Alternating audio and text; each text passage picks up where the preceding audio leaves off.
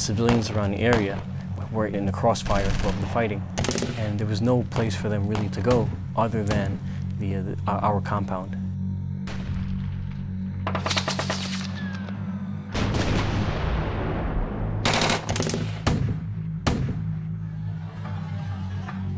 People just streaming in.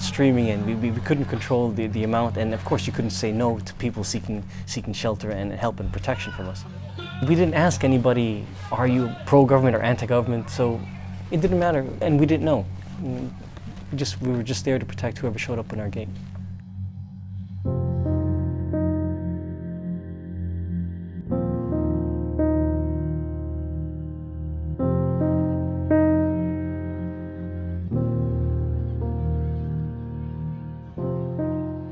The government took over Boer Town from the armed groups. They incurred a lot of losses themselves, and but by the time they got to Boer, temperatures were very high, and they were very angry. I'm sure they were also in a state of shock.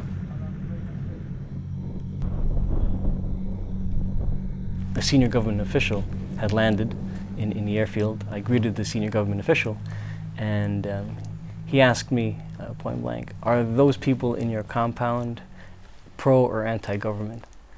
And I said, sir, we don't distinguish. We just help whoever shows up.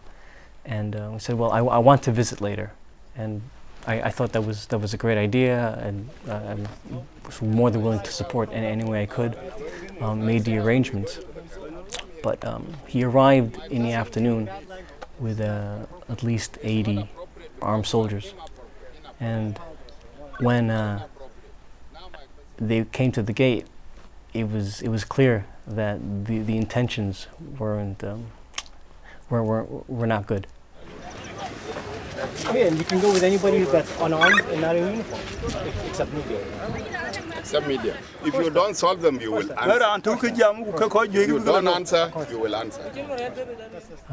They wanted to make their way past me and into the compound. I immediately said, you can't come in with your weapons, you can't come in with the uniforms, and you can't come in with your cameras because of respect for the internally displaced persons. And they refused. Said, no, this is our country, our government. You don't tell us where to go. And that's when soldiers started to push past me, and that's when I ordered the gates of the compound closed.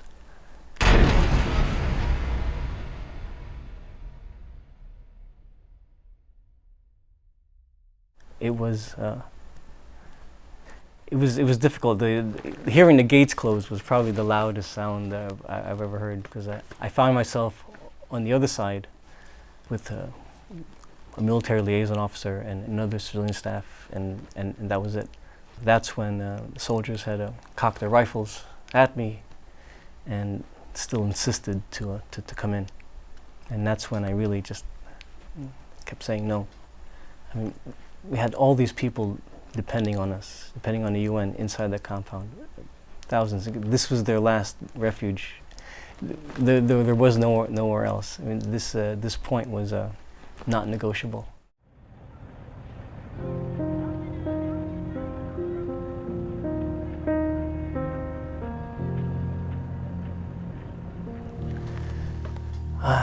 At minimum, they would have shot whomever they thought could have been anti-government. They would have perhaps taken people out and arrested them. There's a multitude of things that have happened, and none of them were good. I really think about it so much before, but afterwards I had time to reflect. I pretty much said goodbye to everything. I didn't know what was going to happen, and just had to make an internal decision what was important, and right then and there, and the thousands of people that we were protecting was the most important thing.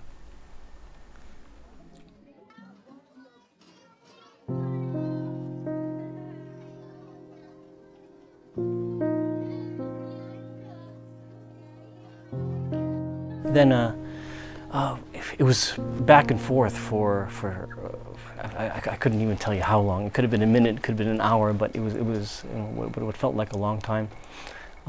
After they saw that we weren't budging, and somehow they got less emboldened. And I can't say when the pivot time was, when things turned around, but they just at some stage started to get into their vehicles and leave, and that was almost the opposite of what I thought was going to happen next. And but no, I'm grateful that that's the way it ended.